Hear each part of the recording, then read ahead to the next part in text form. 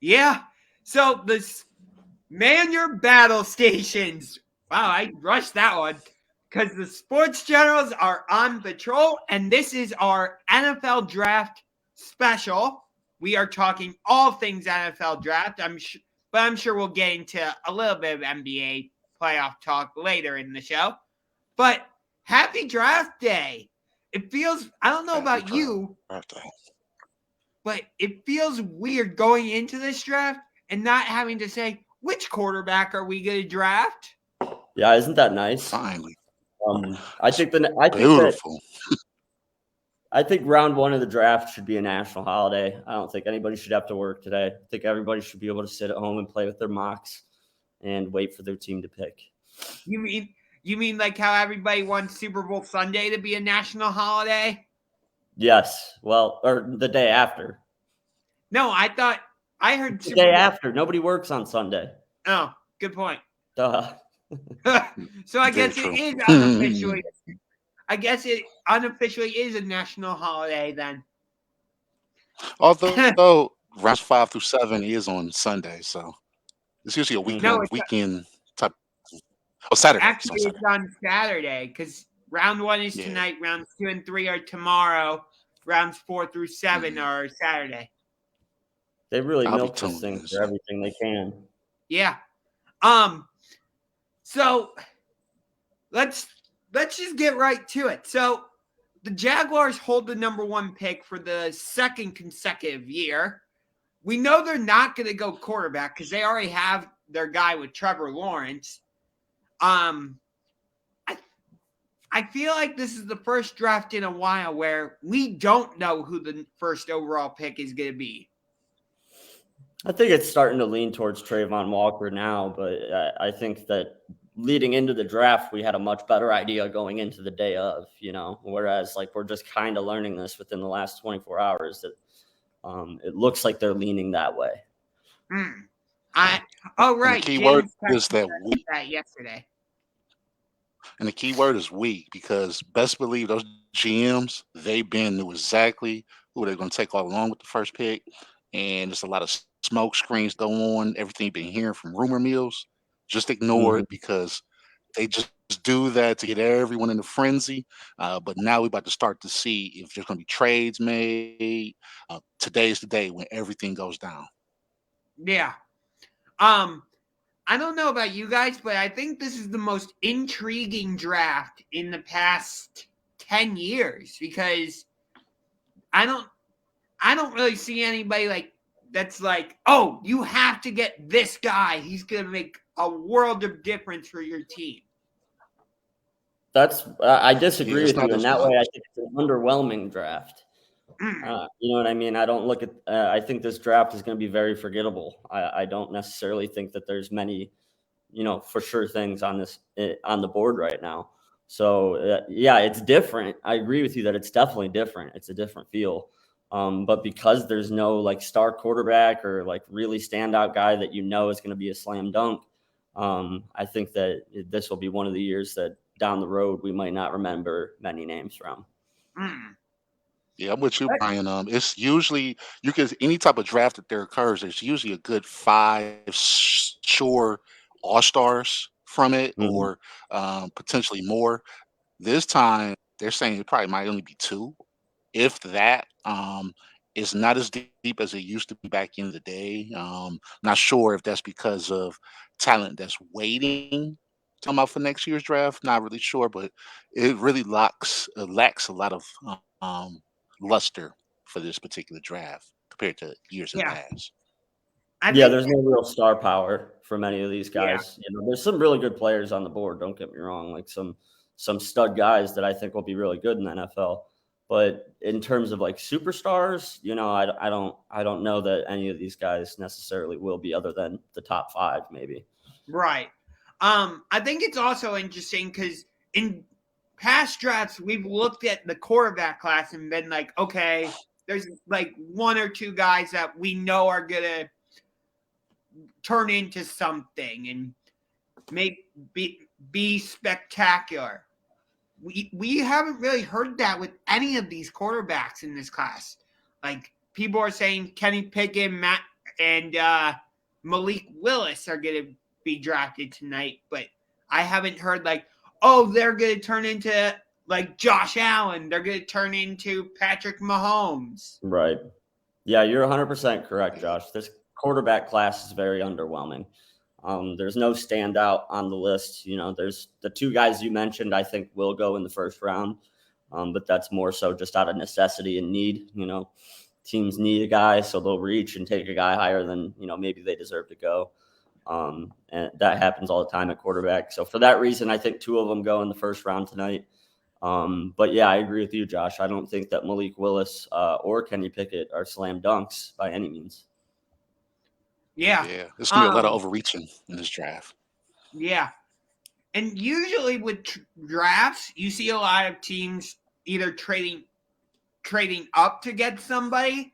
I think you're going to see the opposite tonight. I think you're going to see a lot of teams trading down. That's how you acquire those extra picks for future years and get your special teams filled up, your defense or the back end of your defense filled, a lot of roster spots, a lot of trade down, and just repiling or retooling for next year, probably. Yeah. Because teams you can get a lot of value trading down if there's a guy that somebody really wants, Yeah. So I thought it would be fun if we did did this thing where give me your X Factor teams. Like, what teams are you most interested in overall in the draft? Do you want me to start? Well, if you've got someone off the top of your head, go ahead. Yeah, I do. For me, by a huge margin, actually, it's the New Orleans Saints. Okay. Because I could see them possibly going quarterback with one of their first round picks tonight. I could see them going wide receiver.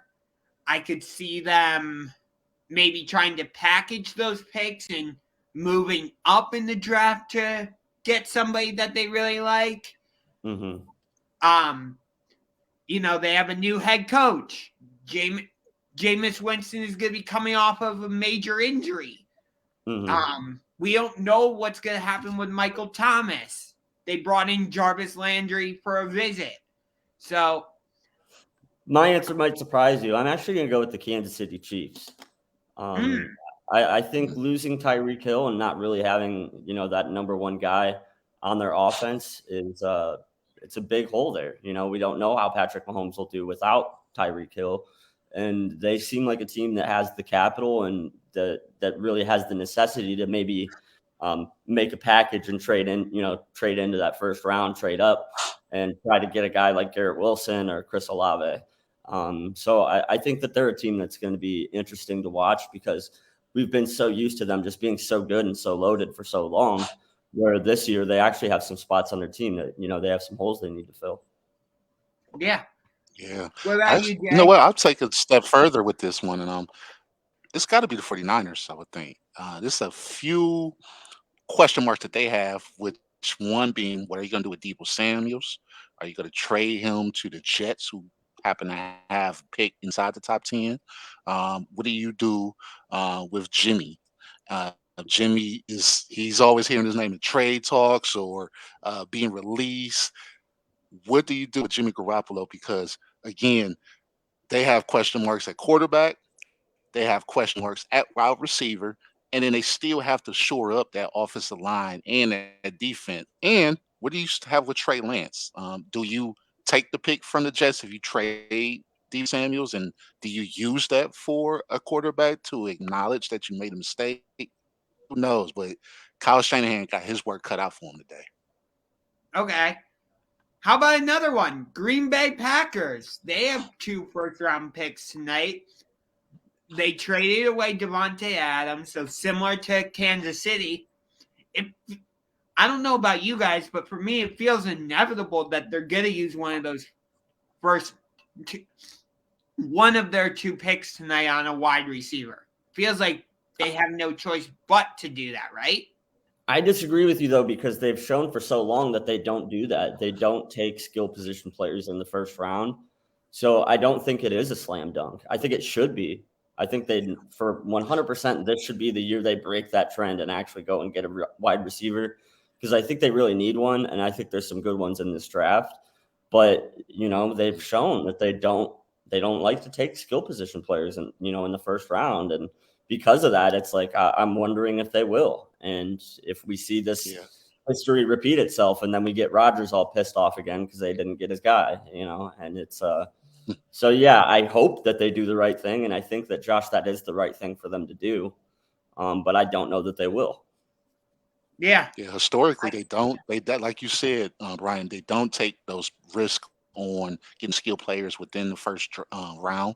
However, there has been rumors circulating with Darren Weiler, tight end from the Las Vegas Raiders, uh, who would be pretty much, we can all consider to be more of a higher, even though he's a tight end, it's more of a hybrid tight end that could probably be better than wide receivers in this year's draft. This year has deep. It's a deep draft for wide receivers, but that starlet that they just lost, he's not coming nowhere in that door. So, Darren, they may make a deal on that, but today is the day to find all of that information out. I'm wondering why the Raiders would want to trade Darren Waller when he's been an integral piece of their offense the past few seasons, and you put him in that offense with Devontae Adams, Josh Jacobs, Hunter Renfrow.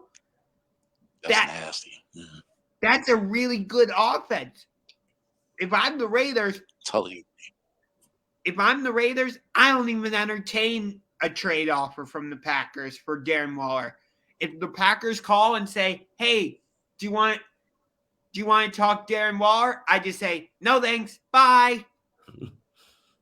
But maybe the Raiders is looking at it from the standpoint, there's too many footballs to throw around. Because again, you're going to get a lot of attention now from the wide receiving core.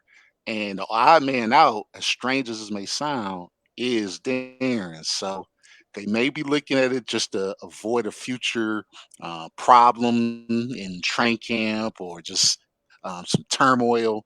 Hey, let's get rid of that now. Let's pick up the phone. We do business with Packers, obviously. So let's see what they have to offer for him, because we may be looking to move him. But yeah, they're paying a lot of money to Devontae Adams, and I think that has a lot to do with it too. There's only so much money to go around. There's only one football. Absolutely. So because of that, I think that they will entertain, the offer, and I think they have some other holes that they, need to fill that, makes sense for them to do this. So. Yeah, I get that. Absolutely. But at the same time, like Jay, you talked about this, like he's an integral part of that wide receiving core. Like if he's not there, Devontae's getting a large majority of that attention. He's going to be the one drawing the double teams and stuff. Whereas if you have Waller there, teams aren't going to do a double team on Devontae, because they're going to be like, shoot, if we double Devontae, that leaves Darren Waller wide open. It's an abundance of riches. And like Waller has been probably top 3 tight end the last 4 years. So it would be kind of bizarre to even move him. Like, I don't understand why, but that's what the trade rumors. That's what rumors are for, is to start up drama such as this. So I don't know, man. But Waller, that's a great talent. Yeah, top 3 tight end, I would say. Well, as of 1 hour ago, it says Darren Waller ends any trade speculation with the Raiders. There's no trade that's going to happen. So it appears that situation may have come to an end. For now. Yeah, or I still don't believe nothing they say. He doesn't want one, but that's what I'm reading. 50 minutes ago, this article was published saying that there's no trade going to be happening. So we'll see. So, like we said earlier, usually we know who the number 1 pick is. So we say, like, okay, the draft begins at number 3, for example, or number 4. But there isn't really like that starting point in this year's draft where people are going to say, like, oh, the draft starts at this pick. You know what I mean? Right. True. But yeah, years in the past, you always used it that way. Right. But for me, the most intriguing pick of the first round is going to be number 6 with the Carolina Panthers. I was actually on a show last night previewing the draft, and this guy, Ruben, said he thinks the Browns are actually going to use Baker Mayfield in a package to trade up to number 6 with Carolina. What do you think? Would be We don't have fascinating. enough capital to do that. I think that's we don't have enough to give them. I think he's overvaluing Baker Mayfield because we don't have a lot of picks in this draft that we could package. Like, we don't have the capital to make that happen. Like, we don't even have the capital to trade into the top 20, let alone number 6. One thing we learned about Brown, though, he makes stuff happen that you didn't even know was even an option. Froze. And I don't think there's many slam dunks in this draft, Josh, but I do think that. Say that again, Say that again, Brian. No, I was going to say there's no real slam dunks in this draft, I don't think. But to me, I think it's 100% certain that the Browns don't trade into the first round. I just don't think we have the pieces to do that. Yeah, I agree. I would be shocked. Like, I'd be willing to bet that the Browns don't trade into the first round. Like, I'd be willing to put quite a bit on that. I just don't see that happening. I'm not taking that bet. Because I would agree with you. You know what? I might jump on that, though, because history shows us we're not dropping or try to jump into the top 10 per se, but we always somehow try to get into that last, the bottom of the first round. And we do have a pretty good pick for the second round. So you never know. Again, this regime shows us that anything is possible, and they got the money. They got the smarts in Berea now to execute some type of deal to make maneuvering possible when you thought it wasn't even a chance. Yeah, I think we'll have to agree to disagree on that one. I just usually we're dealing with a Browns team that has 9 to 12 picks in the draft. You know, we always have a lot of draft capital, it seems, and this year we just don't. You know, so yeah, I agree with you that in the past that's something that like we've done and we've been willing to do. I just don't think that Baker Mayfield's good enough, and we don't have a sexy enough pick to package with him that anybody will be willing to trade out of the first round or trade down for. So yeah. So since you're on the Browns, what are your biggest needs that you want the Browns to address? For me, it's wide receiver and defensive end, because we don't know if they've re-signed Jadeveon Clowney or not. And in my opinion, Amari Cooper is not a number 1 receiver. Right now, we have a number 2 wide receiver, a number 3 wide receiver in DPJ, and a number 4 wide receiver in Anthony Schwartz. I would agree with you there. I think that we definitely have a deep need at wide receiver. And then the defensive end, absolutely. You need somebody opposite Myles Garrett on the defensive line. We know how important that position is in football now and how important it is to get the quarterbacks. And, when you don't have that threat on the other side of the line, it makes things harder on Myles. So if Clowney isn't going to get signed and isn't returning, then you definitely have to address that. So I would say you're 100% correct there. Those are the 2 needs. And coincidentally, the 2 deepest positions really of this draft are D end and wide receiver. So it actually ended up being a perfect scenario for the Browns, because even though we don't have a pick till number 44, the class is deep for wide receiver and for D end. So we're going to get a good player there. So that's the other reason I don't think trading up, it's just like we'll get an okay player there at 44. And I think that that's what we're going to have to live with.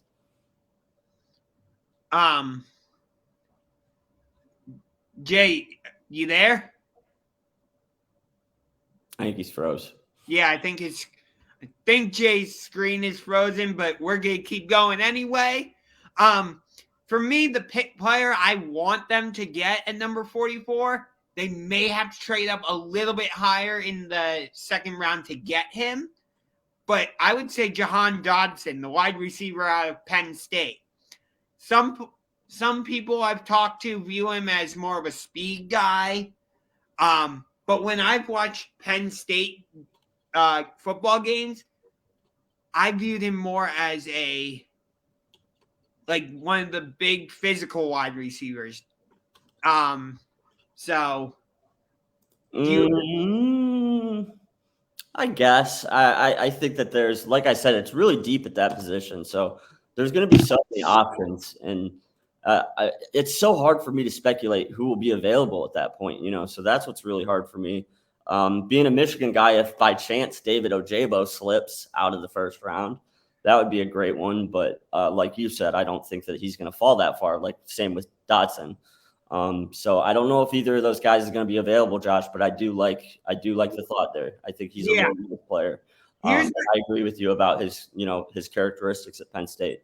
I think he's on the money. The only pushback I would have about Ojabo is the Browns. I view the Browns as being in win now mode, and the thing with Ojabo is he going to be ready to go by the time training camp starts? Is he going to be able to play at all this season? And if that's not the case, do you want to waste your... Especially when you're looking at a potential Deshaun Watson suspension too. So do you want to take a guy who maybe not be ready for week 1? That's a good point, Josh. Correct. That's a good point. Yeah, that's something they'll have to take into consideration. I don't have the answer to that. I don't know if he'll be ready for week 1. I really don't know what the speculation is there.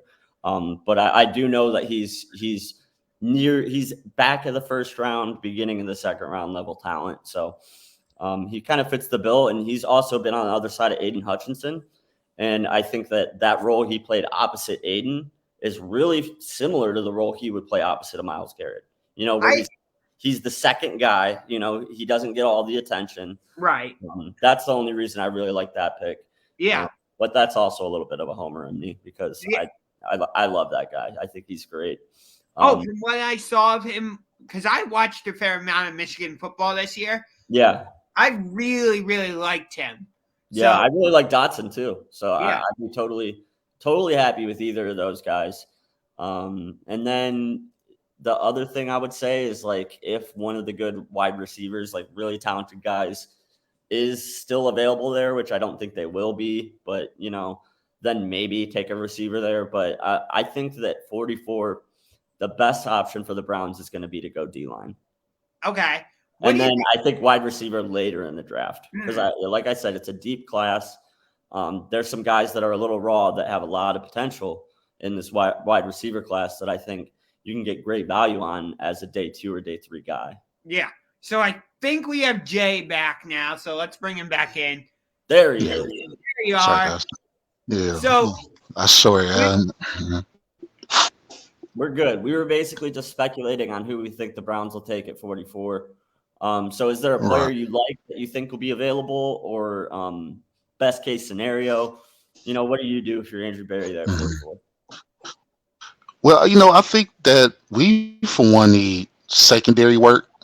We need interior line work. It's not a sexy pick, the guys that I want, because we have to shore up that defensive tackle. We need inside linebackers. And most importantly, our secondary was getting torched last year, as we all can agree. So I honestly think, man, we have to strengthen up on that defensive side of the ball. I think the offense is already there. I honestly think that, yes, Mari Cooper, is he a 1? Is he a 2? That could be up for debate. But we have the pieces in place, which of course is number 1 at quarterback. We still have our running backs in play. We still have our offensive line that's been shored up. We're fine on that side of the ball. So wide receiver, that'll be second nature. That's something I think we can attend to on second day or even third day of the draft. But I think we need to really hunker down and focus on that defensive line for sure, and our linebackers.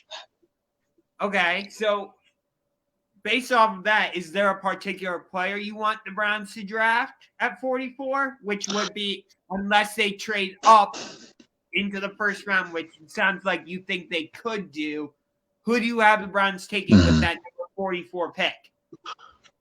It's tricky.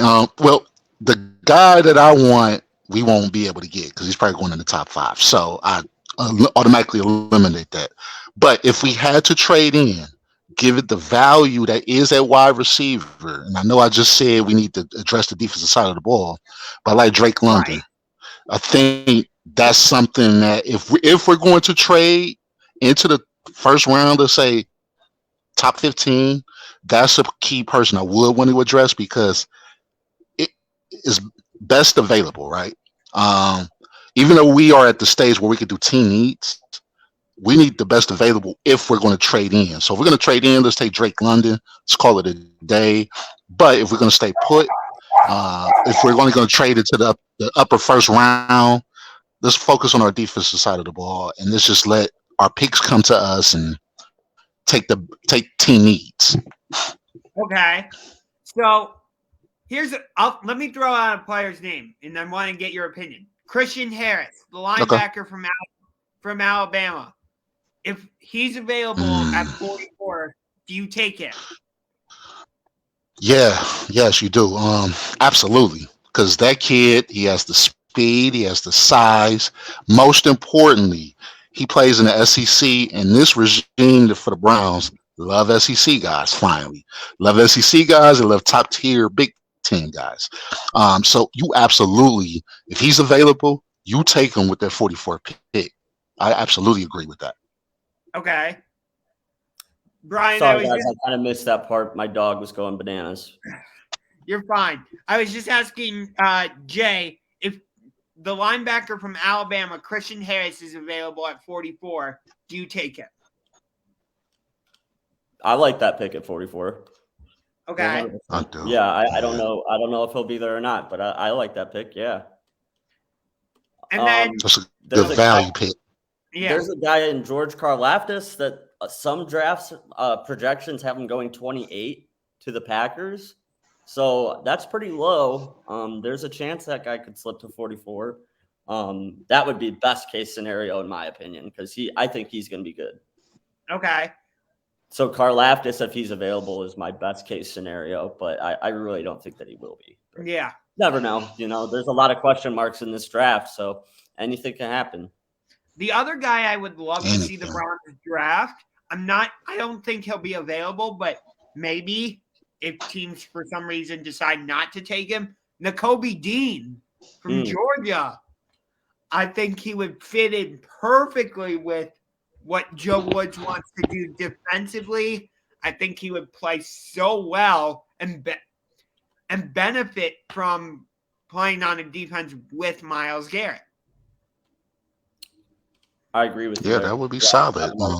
He was wrecking havoc in the championship game. So, yeah, I mean, any SEC guy, anybody that you could get on that field that play, you have to take a gamble on them because it's like we said, this draft isn't as strong as it used to be, but we do know SEC is always strong every single year, and you're always going to get, whether you're going to get a starter, whether you get an all-star, perennial all-star player, or whether you get a special teams guy or someone that you can plug in, you're always going to have that with the SEC guy. So definitely, anybody on that field, you got to take a gamble on if they're available. Yeah. So, I'm not going to suggest that we do Alabama against the worst team in football versus the worst team in the NFL because we know what would happen. The Jaguars would still destroy Alabama. But my overall point, though, is the SEC is like the NFL generator. It feels like. I think SEC guys they're the best prepared to play in the NFL just because it's the strongest conference in college football right now. So I agree in that aspect. They're guys that are often more NFL ready. But I also think that there's, Pac-12 guys, Big 12 guys, Big 10 guys. That's where you could find some really raw talent, some guys that were, maybe not 5 stars coming out of high school, but have really high ceilings, So I do think that it's worth exploring, other options in other divisions. I don't necessarily think it's SEC or bust, but I agree that SEC, if you're looking for pro-ready guys, that's a good place to start looking. Yeah. The other name I Let's see if we get more specific. If you're looking for offensive line, defensive line, or just those front 7 end people, SEC, that's the area to go in. But if you're looking for a quarterback, probably Pac-12, somewhere along those lines, Big 12, who knows? But SEC, if you need your bread earners, you go to SEC to get the big guys filled up. Yeah, and speaking of quarterbacks, we said this earlier, there's not really that go get him type of quarterback. Like Kenny Pickett, Malik Willis, they're nice players, but we don't know if they're going to turn into anything. I'll give you my hot take, though, right now. I said this yesterday on So What's the Catch? I think the Carolina Panthers, with the 6th pick, are taking Kenny Pickett from Pitt. Ooh, that is a hot take. Tell me why. That's why super do you think hot. that? Yeah, why do you think that? I just feel like Kenny Pickett fits right into that offense where they don't need like a running style quarterback like Malik Willis. I would say Carolina wants to run more of a pro style offense based on what I've seen from them. Matt Rule knows he's on the hot seat, or I guess he is the hot seat. He's on the 100%. Oh, for sure.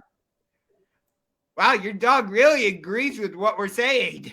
But I just think being that Matt Rule knows how much of a hot seat he's on, he knows he has to get a quarterback that is the most pro ready, and it feels like, based on my observations anyway, Kenny Pickett would fit that mold for them.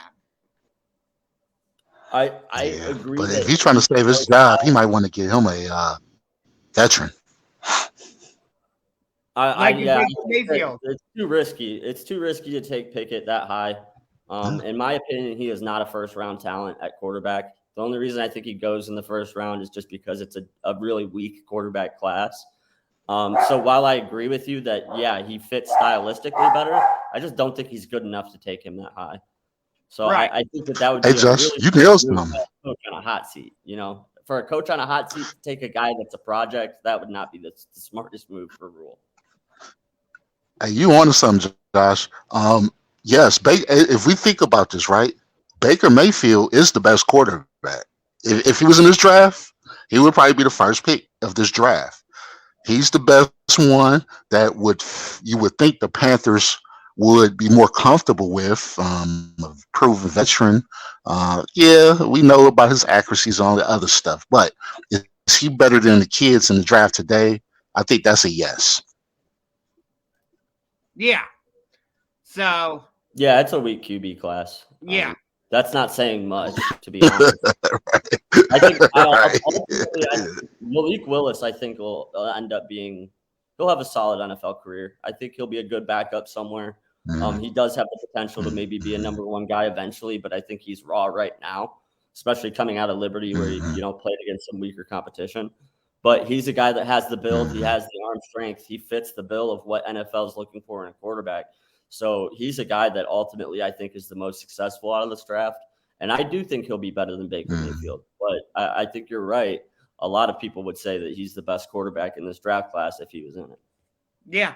And I think we're going to be playing against Malik Willis twice a season. Yeah, I think you're right. I think that Pittsburgh is where he's going to end up, right there at number 20. Yep.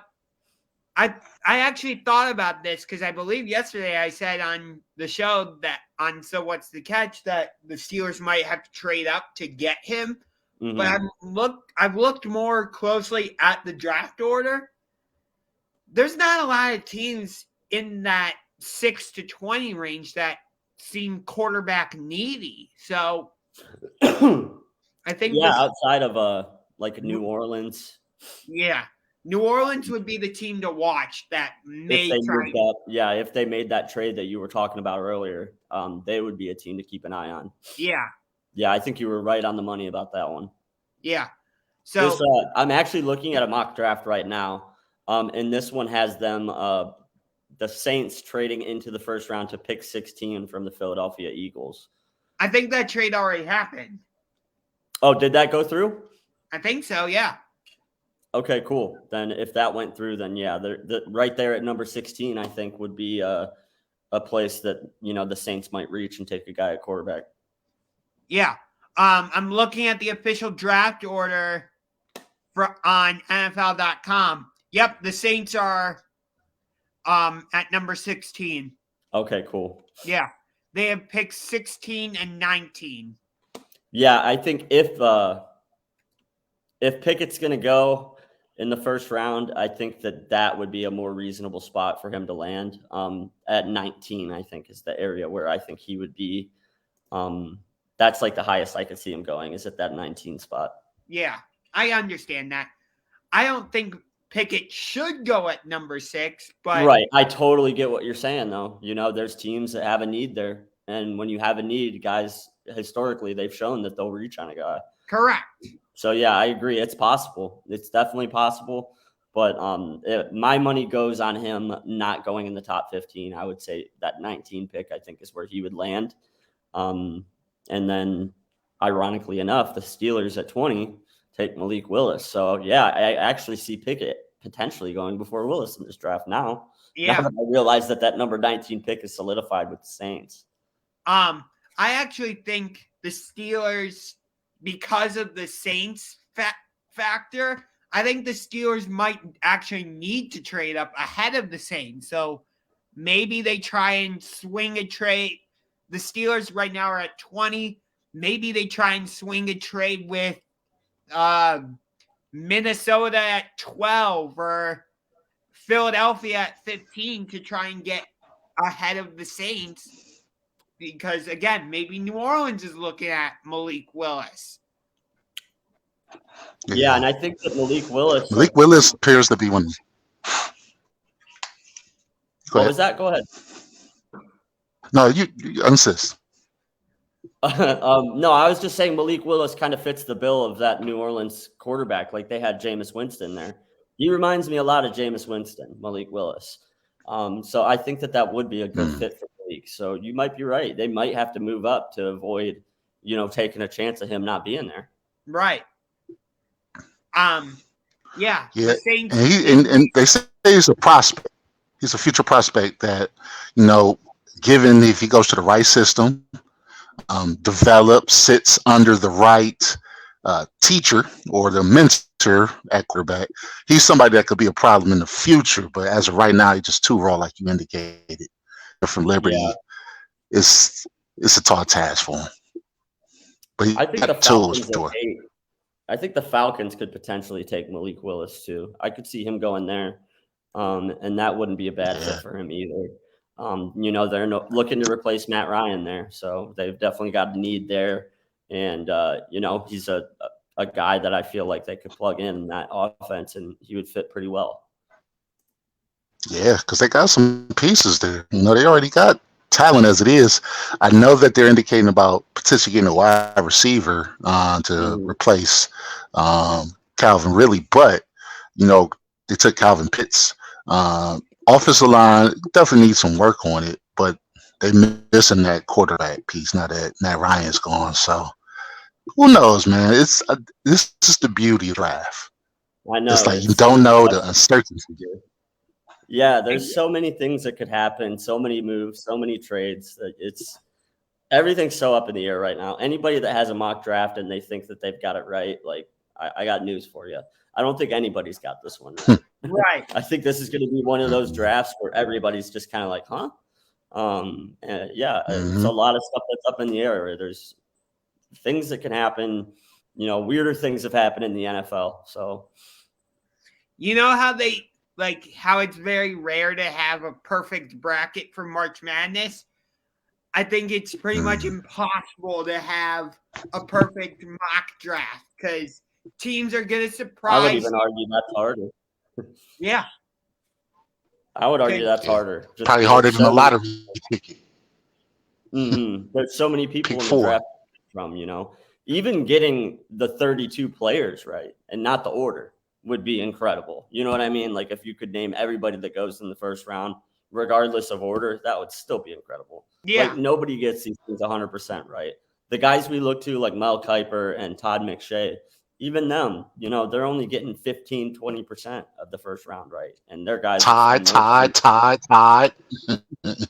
Yeah, those guys don't get it all right, you know, and if anybody's going to get it all right, it's those guys. Right. It's interesting that like the NFL draft gets all this media attention and stuff, and the NBA draft gets it to a certain extent, not nearly this much, and then you don't really hear anything from the MLB draft or the NHL draft, MLS draft. Well, it's because, for one thing, it's because football is the biggest sport. But Right. for another thing, it's the only sport where the college, like basketball a little bit, but there's only 2 rounds of that draft, you know, so that's a little bit watered down. But like football is the only big college sport where you're familiar with the guys in the draft. You know what I mean? Everybody watches college football in this country that's a football fan. So like you're familiar with these guys a little bit. Whereas a lot of people that are NBA fans, they don't watch a single college basketball game. So they're kind of just learning about these guys. So I think because of that, the familiarity with the players, that's why this one is very digestible. It's like, you know what I mean? There's a lot of hype surrounding it. And then with baseball, there's just too many damn rounds. And the other thing with baseball is guys take 4 or 5 years before they ever make it to the big leagues.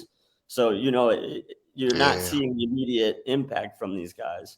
And then hockey and soccer, it's just who gives a damn because they're just that's number 4 and number 5 in this country. Right. The other thing with that's why I think the NFL's draft is so much, you know, over those drafts.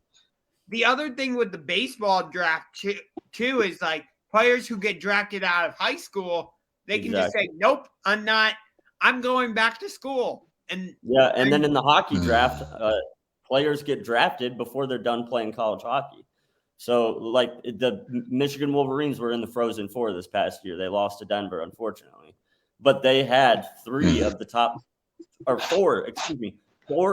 5 NHL draft picks on the ice.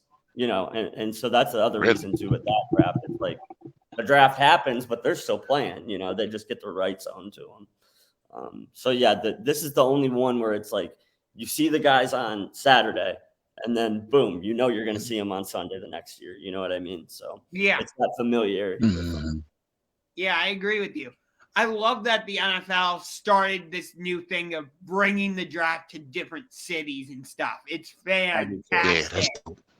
I love it. I love it. Yeah. It's one of the most. It's a great way for the cities to earn revenue.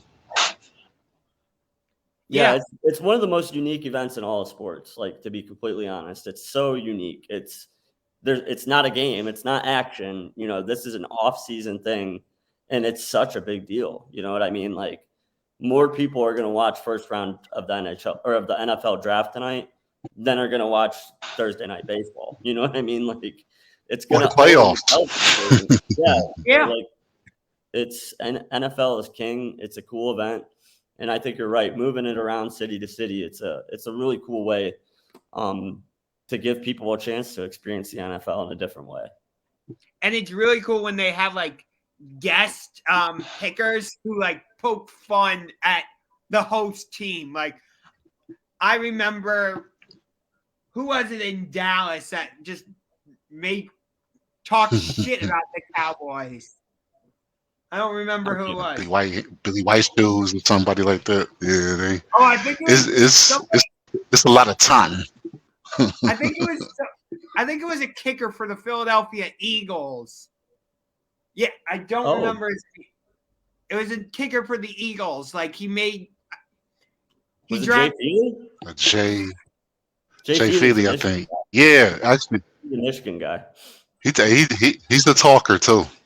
Yeah, he can God, now I'm not sure. I don't remember who it was. I'll have to look it up and send you the video. Was it Pat McAfee? Are you talking about McAfee for the Colts? He's announced the Colts draft picks a couple times. Now I gotta look this up. I remember what you're talking about, Josh. He alienated the fans too, because he like the world. Was somebody the world champ? Was it the Eagles? Somebody where they had just won a championship, I believe. I don't know, but it was very, very like, ooh, I hope security's standing around because fans starting to get a little bit more antsy feeling their alcohol now. Yeah. Did you find it, Josh? Let's see. Especially when it was here. When it was here, Steelers. Anytime I mention the Steelers name, you hear the boos start to serenade, and even when Roger Goodell comes out, I boo at the TV when I see him walk out on stage. So it seems like that's a ritual. I wish we would have got the draft in Cleveland in a non-pandemic year, because it just wasn't as. It would have been such a huge event here. It was still a huge event. It still went off pretty well, all things considered. But if it was a normal draft where like the public could access it, I think it would have been massive here in Cleveland. So I hope they bring it back soon. Me too, because it was good for the economy. That's who it was. It was David Akers. Oh, okay. Okay, yeah. Sorry, I think he showed his ring too.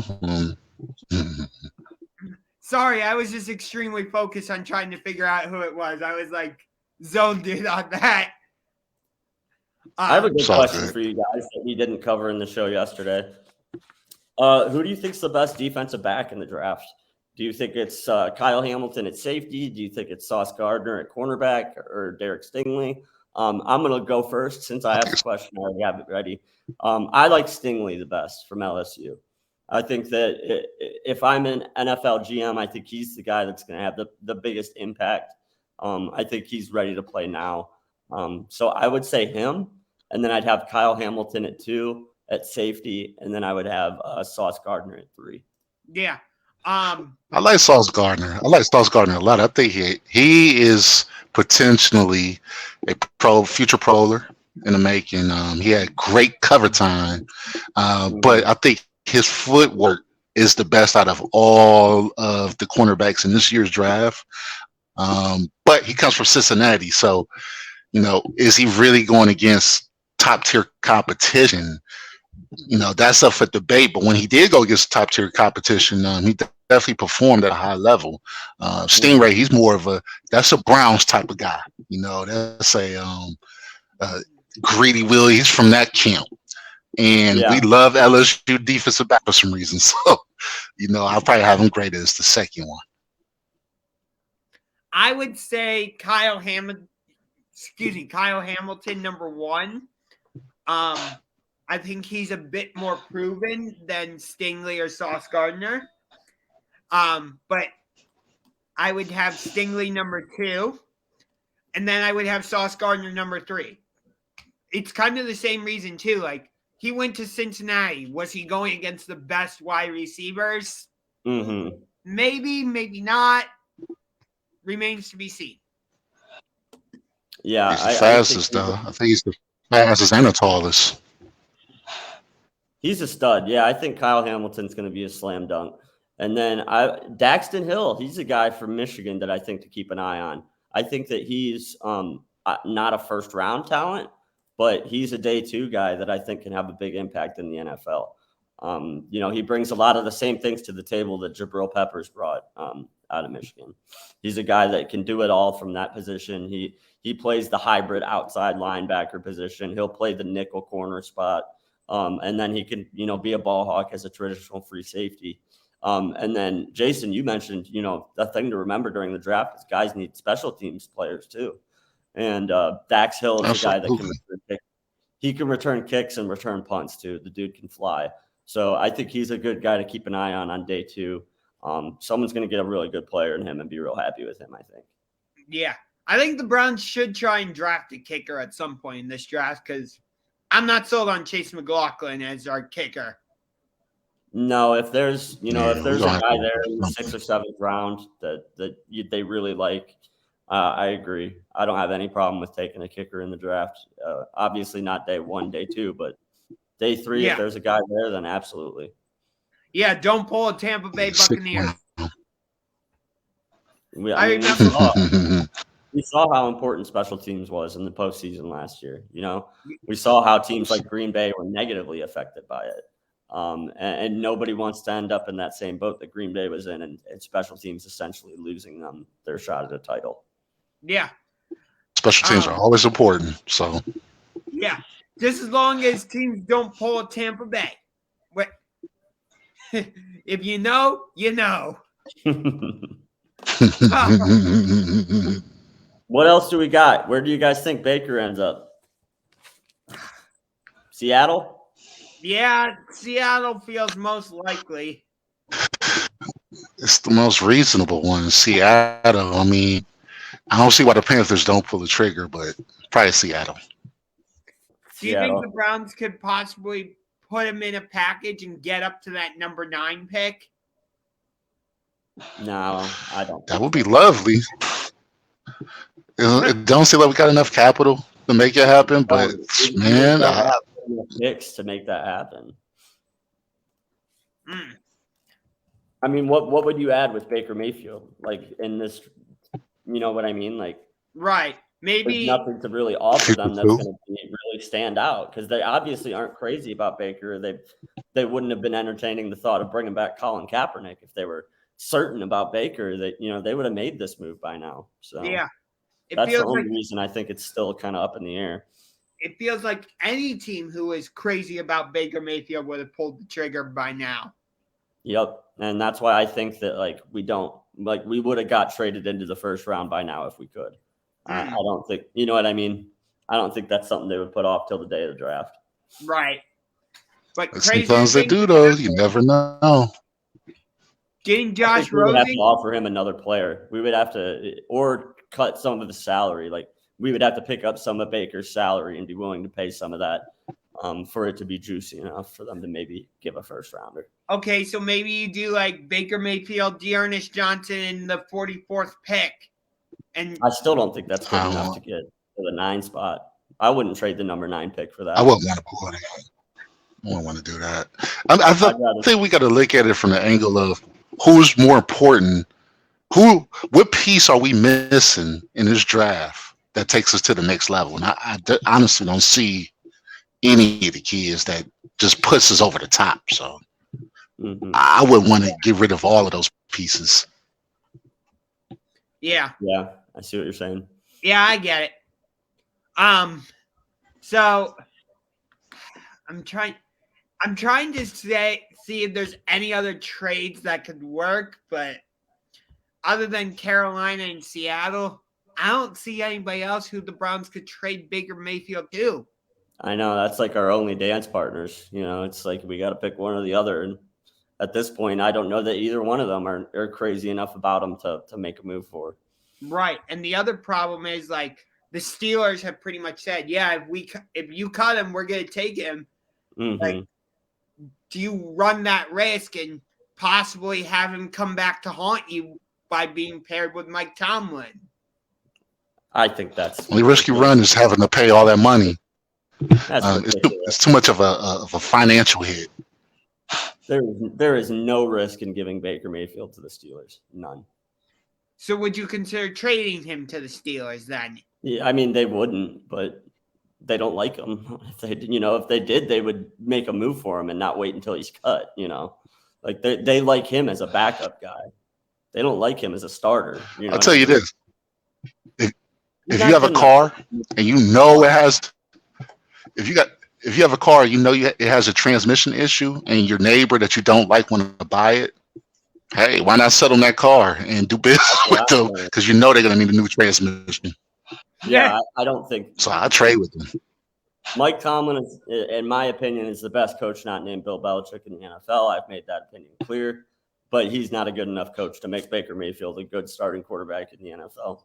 Nobody is. I agree with you on your point about Mike Tomlin being the best coach in the NFL, not named Bill Belichick. He's awesome. I mean, the amount of success that they have sustained, over the years, and him never having a losing season, it's just remarkable. Like every team has a down year once in a while, and their down year is always better than a lot of teams' up years. So he's just shown that no matter what pieces that roster has, like he could put together a winner. Yeah, but let me ask you this: with Mitch Trubisky as their starting quarterback, maybe they draft Malik Willis, maybe they don't. We'll see. Is this the first year that they have an actual losing season? Could be. I think it very well could be. I don't know. Yeah, I hope so. I would love to. I hope. Yeah, I hope so. But You never know. Yeah, Hopefully, all these is a loser season, but they may be tanking. Might be a tank year, but they never do. I think the fact that they're so interested in Malik Willis shows that they're looking in the future more so than they're looking to win right now. Yeah. So there's a very real possibility that, you know, they hover around the 500 mark and not over it. So it'll be interesting to see. This is definitely the most up in the air Steelers season that I can remember in a long time. Yeah, I agree with you.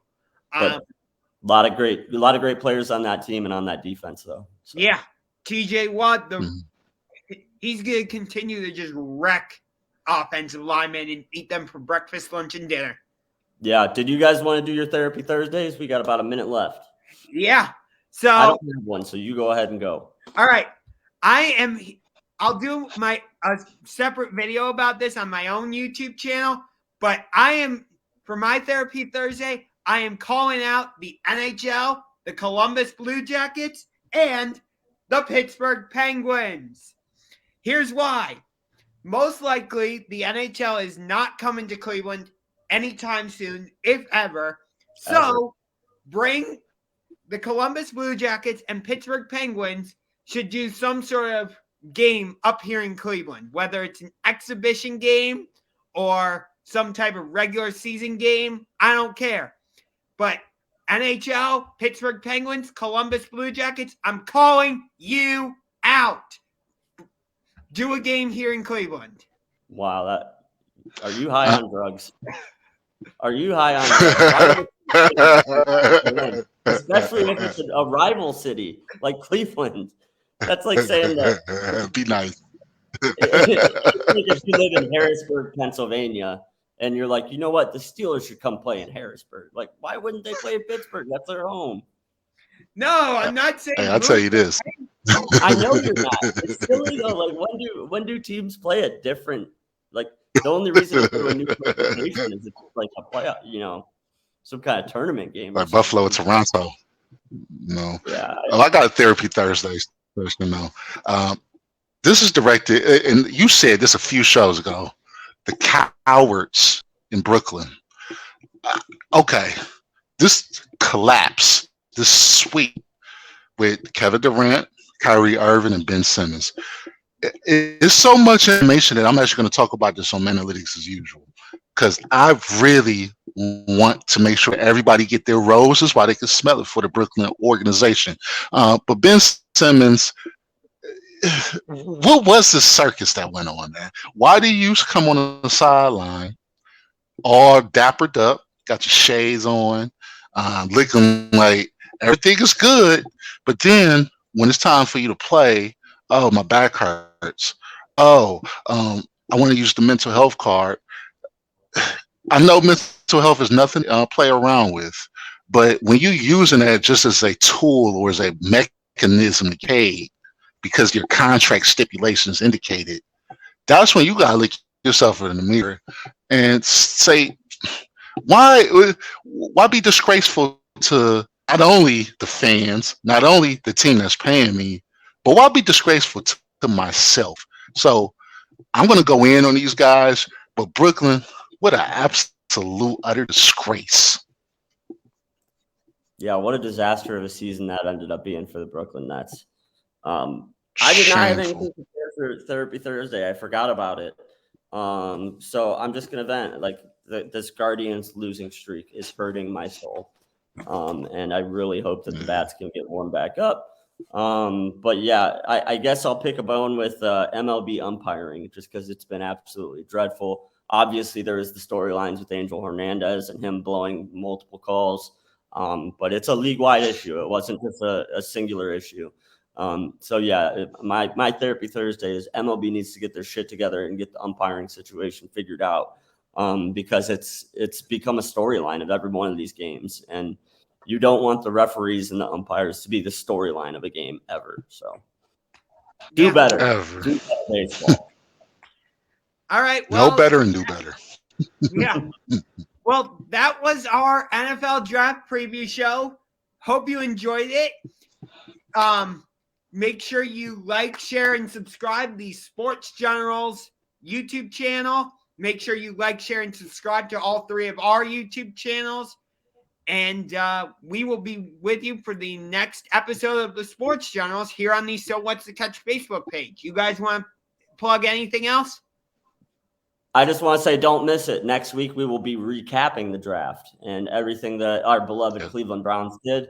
We're all Cleveland Browns guys. We know that that's, the big part of our fan base is Browns fans. So if you want more Browns football news in the off season, this is the show to follow, because we will keep updating you as the off season progresses. Correct. Also, go Raptors. Go Browns. Beat the 76ers. I want a game 7, and I want to see the 76ers collapse. Another disgrace. That would be fun. Yeah, tune in next week. It's going to be very interesting. But good show, guys. I think that was a good one. Have fun. Good show.